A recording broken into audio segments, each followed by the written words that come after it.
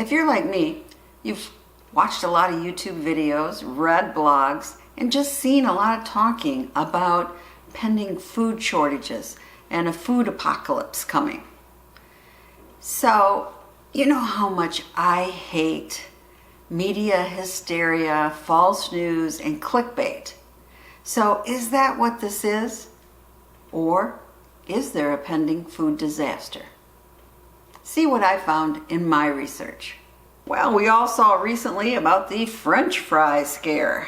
North America's top potato producing regions have been unreasonably cold and wet, and potatoes can't tolerate that. So Idaho, North Dakota, Minnesota, and provinces in Canada have experienced enough adverse weather from September to November that significantly has affected this year's potato harvest. The U.S. Department of Agriculture expects the lowest yield since 2010, which would be a 6.1% decline since last year. So that's what you saw in a lot of the YouTubes, whatever, the scare, right? We're gonna have a potato problem or a French fry shortage. Well, the experts say, not really true. We'll be fine. We can get potatoes from other places other than just America and Canada, and McDonald's isn't worried. You will be able to get your favorite fries through the drive-thru all year long. You know how the Chinese love their pork. Well, unfortunately, the African swine fever has killed up to half of China's hogs since 2008. That's right, half. And of course, this has lifted their pork prices to record highs. And Vietnam and Philippines and other nations are also struggling to contain outbreaks of this virus. It's very deadly to pigs, but not harmful to humans. Now, our U.S. processors face a disadvantage for sales to China compared to others because Beijing had imposed steep tariffs on U.S. pork as part of our trade war. Still, prices are now so high in China that importers are willing to pay the tariff, and that could affect the U.S. market and make pork prices higher here. Now, sugar. We saw that there might be a problem for the baking season here. We wouldn't have enough sugar. The USDA said the shortage is due to adverse weather in both sugar beet and sugarcane regions. In the November 2019 forecast, the USDA says that we will have ultimately harvested the least amount of total sugar beet acreage since 1961. Don't worry, we're going to have plenty of sugar for this holiday baking season. The tariffs have been lifted with Mexico, and we'll have all the sugar we desire. Here's one you might not have heard of. The world's largest grower and supplier of horseradish, which is in Eau Claire, Wisconsin, predicts a shortage in early 2020 due to unusually wet and cold weather. Well, that means you might have a little problem making your Bloody Marys for the holidays next year, and having really good cocktail sauce. Talking about shrimp cocktail reminded me that lobsters are being affected by global warming. Saltwater diseases are just loving these warmer ocean temperatures, and unfortunately, at least one of these diseases is affecting lobster. Now, I've never been so much for lobster after I heard somebody describe it as the cockroach of the sea. Anyway, but it's not just the US that's being affected. In the UK, flooding in northern England hits the supply of winter vegetables such as their potatoes, cauliflowers, and cabbages, and prices are expected to rise. Climate change is affecting Canada. Food prices are predicted to be 4% higher in 2020. And it's not just weather events. In Zimbabwe, more than 60% of the population of the country, which was once actually the breadbasket of Africa, is now considered food insecure, with most households unable to obtain enough food to meet basic needs due to hyperinflation. Now in Lebanon, it's not hyperinflation. Panic buying is being fueled by the political unrest. They have been gripped by unprecedented waves of grassroots protests since mid-October, and the citizens want an overhaul of a political class deemed incompetent and corrupt.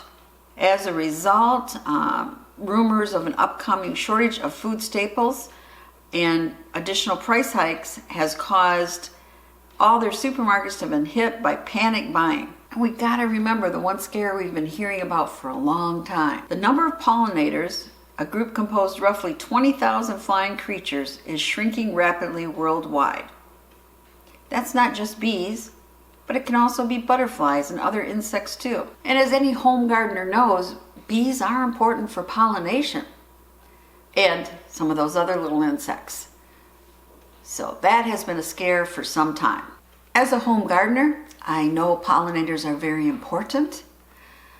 I also know that I have never ever had a year where everything in my garden produced well and I didn't have any problems.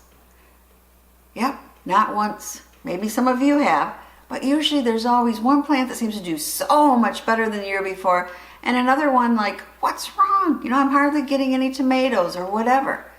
And that can be caused by too much rain or not enough rain, too hot, too cold, new pests in the garden, mismanagement. A variety of things can cause that. And you know what? Those same things can happen to farmers. And I'm talking about industrial farmers. The weather does affect them. So, were there some shortages this year in production? Yes, there was.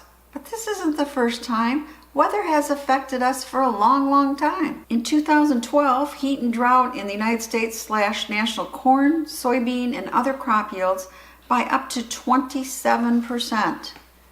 That's right, 27%.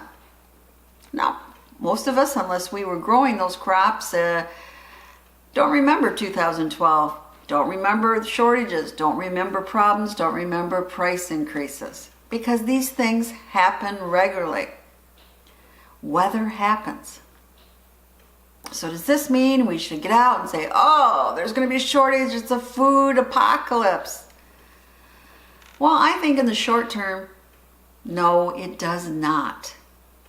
This is part of the cycle of things.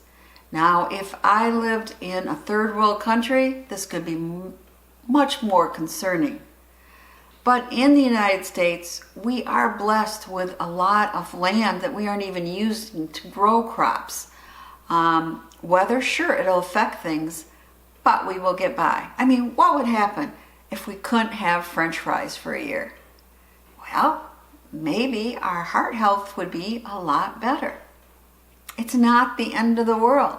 So you see all these websites going, wah, wah, wah. Yep. These things do happen. These things are happening. Now, am I saying this isn't something to be concerned of in the future? No, climate change will make a difference. If things get hotter, we have more diseases prevalent. We have droughts in areas. If we keep on getting more rain in certain areas and the flooding, we have areas that we can't grow crops. I also know if those conditions kept on that farmers would change some of their methods. And I have an idea they would increase production once again. And remember what I have said in a previous video, that by the end of the century, globally, there will be less people than expected. And the same thing in the United States, our population is dwindling, not increasing. So, in 30 years, because 2050 is when they say we're going to have that big food crisis, our population will have decreased. I think some of our methods will increase. And I think here in the United States, we will probably still be fine as long as there isn't political problems, our economy doesn't crash, or an asteroid doesn't hit us. So, am I really worried short term? No. Would I expect to see some prices go up? Yes. But we really are lucky here in the United States. When you think of the percentage that we spend on groceries compared with our earnings to many other countries, we spend a lot less percentage. So, could it hurt our pocketbooks? Yes. But will it ultimately hurt our stomachs? I don't think so. Definitely not the short term. So be careful when you hear these gloom and doom from various sites. It's something to watch, it's something for the future, but it's not something that's going to hit you right now and cause devastation. Does that mean that you shouldn't have a well-prepped food pantry and some long-term food storage? Definitely not. But you know what? You don't do that out of fear. You do that for being prudent, common sense. You want to protect your family from any personal SHTF like losing your job, and a regional one such as flooding or hurricane or other things. And you want to make sure that you have your food prepped in your pantry just in case those things happen. But don't prep out of fear because the food apocalypse is coming. Prep because it just makes sense. Anyway, you know, I probably don't get the views I should get because I don't have those clickbait titles. You know, I just don't feel right about it.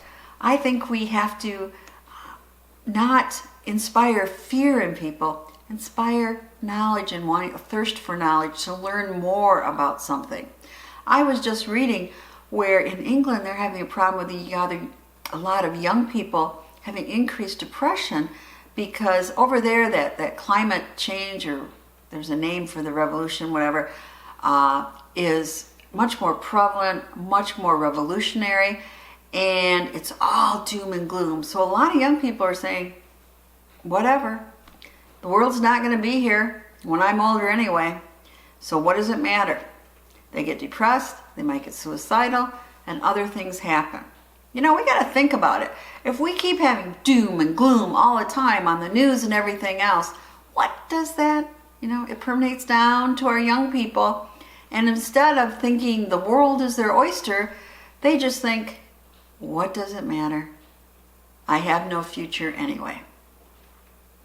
Anyway, just my thoughts. This is Prepper Potpourri, but always do your own research. I'd love to hear below what your comments are on the upcoming food apocalypse. As always, please subscribe, share the knowledge, and thumbs up if you like this video. And if you want to be notified of more videos, just hit that little bell below. Thank you.